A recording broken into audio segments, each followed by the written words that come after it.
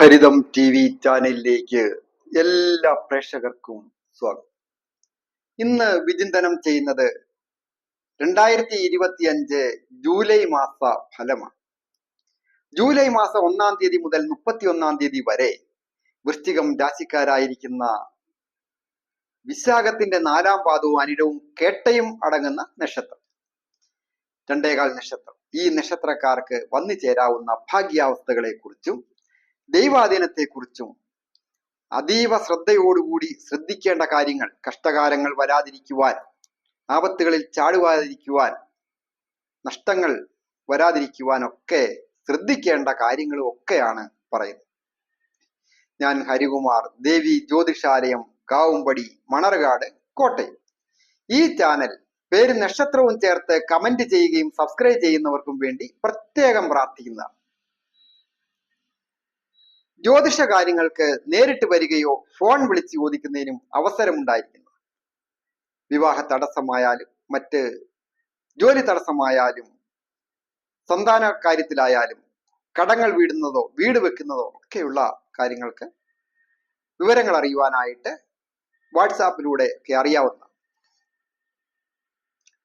വൃശ്ചികം രാശിക്കാർക്ക് ഇപ്പോൾ വ്യാഴം അഷ്ടമഭാവത്തിൽ നിൽക്കും.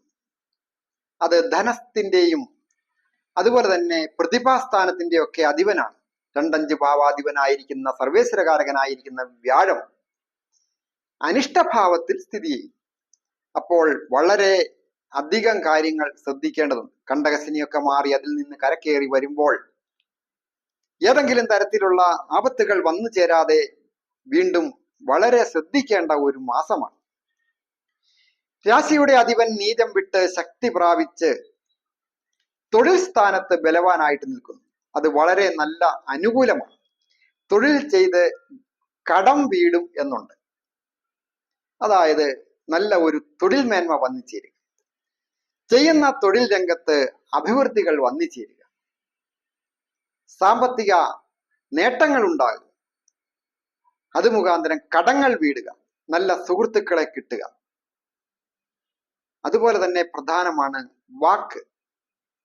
2-ാം ഭാവമായ തന്റെ സ്വന്തം ക്ഷേത്രത്തിലേക്ക് അനിഷ്ടത്തിൽ നിന്നുകൊണ്ടായാലും ആ വ്യാഴം ദൃഷ്ടി ചെയ്യുന്നുണ്ട്. ഭാഗ്യസ്ഥാനത്ത് അവിടെ ബുധൻ സ്ഥിതി ചെയ്യുന്നു. കൂടാതെ ചൊവ്വയുടെ തൊഴിൽ സ്ഥാന സ്ഥിതിയും ശുക്രന്റെ സ്ഥിതി വളരെ മെച്ചപ്പെട്ടതാണ്. സപ്തമഭാവം നിവൃത്തി സ്ഥാനത്തിന്റെ അധിപൻ തന്റെ സ്വന്തം ക്ഷേത്രത്തിൽ സ്ഥിതി ചെയ്യുമ്പോൾ പല വിധത്തിലും ഉള്ള നേട്ടങ്ങൾ, തേജസ്സുകൾ വർദ്ധിക്കുന്നതിനും ഓജസ് വർദ്ധിക്കുന്നതിനും കലാരംഗത്ത് പ്രവർത്തിക്കുന്നവർക്ക് വിജയങ്ങളും നേട്ടങ്ങളും വന്നിച്ച്. അതുപോലെ തന്നെയാണ് വാഹനവുമായി ബന്ധപ്പെട്ട കാര്യങ്ങൾ. പുതിയ വാഹനം വാങ്ങുകയോ ഗൃഹം പുതുക്കിപ്പണിയുകയോ ഒക്കെ ചെയ്യുന്നവർക്ക് അതിനുള്ള അനുകൂലമായ സാഹചര്യം വന്നു ചേരും. അതുപോലെ തന്നെ ദീർഘദൂര യാത്ര, വിദേശത്ത് പോകണമെന്ന് ആഗ്രഹിച്ച് അതിനുവേണ്ടി ശ്രമിക്കുന്നവർക്ക്, പ്രത്യേകിച്ച് സ്വന്തം നാട് വിട്ട് വിദ്യാഭ്യാസ കാര്യത്തിനായാലും തൊഴിൽ കാര്യത്തിലായാലും പോകുന്നവർക്ക്, ഇപ്പോൾ വിദേശത്തായിരിക്കുന്നവർക്ക് ഒക്കെ അനുകൂലമായിരിക്കുന്ന സമയം.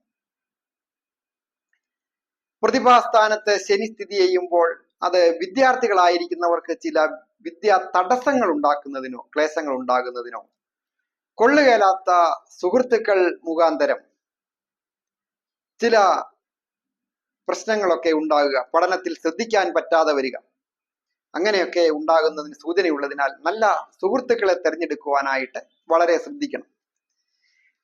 അതുപോലെ തന്നെ പ്രധാനമാണ് കുടുംബം, വീട്. കുടുംബത്തെ സൂചിപ്പിക്കുന്ന ഭാവത്തിൽ രാഹു സ്ഥിതി ചെയ്യുന്നു. രാഹു ഒരു പാപഗ്രഹമാണ്. കുടുംബത്തെ പല നേട്ടങ്ങളും വന്നു ചേരാം. ദമ്പതികളായിട്ടുള്ളവർക്ക് ആടയാഭരണങ്ങളും ഗൃഹോപകരണങ്ങളോ പല രീതിയിലുള്ള നേട്ടങ്ങൾ ഉണ്ടാകാം. എന്നിരുന്നാലും അഭിപ്രായ വ്യത്യാസങ്ങൾ ഉണ്ടാകുക, കടങ്ങൾ മൂലമോ മറ്റ് ആരോഗ്യ പ്രശ്നങ്ങൾ മൂലമോ എന്തെങ്കിലും ചെറിയ ചെറിയ വാക്കുകൾ അങ്ങോട്ടും ഇങ്ങോട്ടും ദേഷ്യത്തിൽ പറഞ്ഞു എന്നുള്ളതിനെ കണക്കാക്കി അഭിപ്രായ വ്യത്യാസം ഉണ്ടാകുന്നതിനും സൂചനയുണ്ട്. വളരെ ശ്രദ്ധിക്കേണ്ട ഒരു കാലമാണ്. സുഹൃത്തുക്കളെ തിരഞ്ഞെടുക്കുന്ന കാര്യത്തിലായാലും അതുപോലെ തന്നെ ധനം ചെലവ് ചെയ്യുന്ന കാര്യത്തിലും വളരെ ശ്രദ്ധിക്കണം. തന്നാൽ നിയന്ത്രിക്കപ്പെടുന്ന കാര്യങ്ങൾക്ക് ഈശ്വരാധീനം നല്ലതുപോലെ ഉള്ള സമയമാണ്. പ്രവർത്തന രംഗങ്ങളിൽ വിജയിക്കുവാനായിട്ട് സാധിക്കും.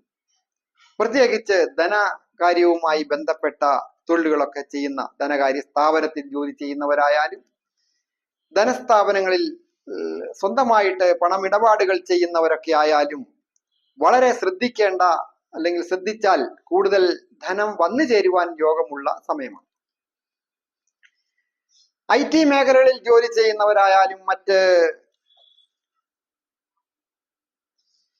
IT മേഖലകളിൽ ജോലി ചെയ്യുന്നവർക്കും മെഡിക്കൽ രംഗങ്ങളിൽ ജോലി ചെയ്യുന്നവർക്കും ഒക്കെ വളരെ നേട്ടങ്ങൾ ഉണ്ടാക്കുന്ന ഒരു സമയം.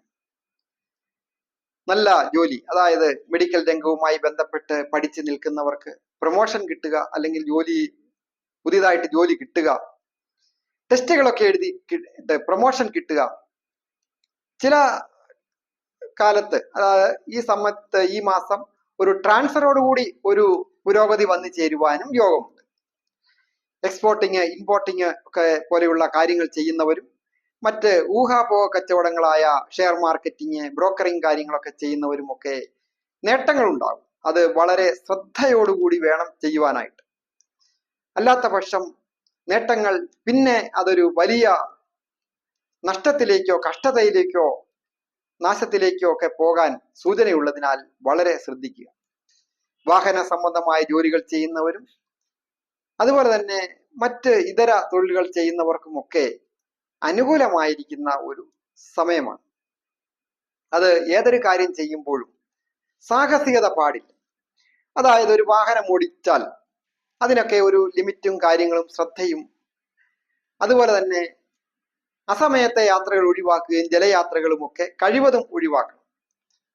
അതുപോലെ കൊള്ളുകേലാത്ത ആൾക്കാരുമായിട്ട് വാക്കുതർക്കം ഉണ്ടാകാതെ ശ്രദ്ധിക്കണം.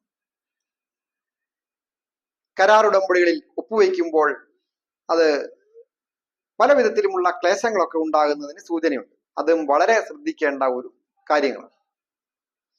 ഏറ്റവും പ്രധാനമായിട്ട് ദേവീക്ഷേത്ര ദർശനം നടത്തി പ്രാർത്ഥിക്കുകയും അതുപോലെ തന്നെ നാഗരാജാവിനും മഞ്ഞൾപ്പൊടിയൊക്കെ സമർപ്പിച്ച് പ്രാർത്ഥിച്ചാൽ ദോഷങ്ങളൊക്കെ മാറി ഐശ്വര്യവും സമ്പത്തും സമൃദ്ധിയും തൊഴിലും ആരോഗ്യവും ഒക്കെ വന്നു ചേരുകയും സന്തോഷകരമായ കുടുംബജീവിതം നയിക്കുവാനായിട്ടും സാധിക്കും.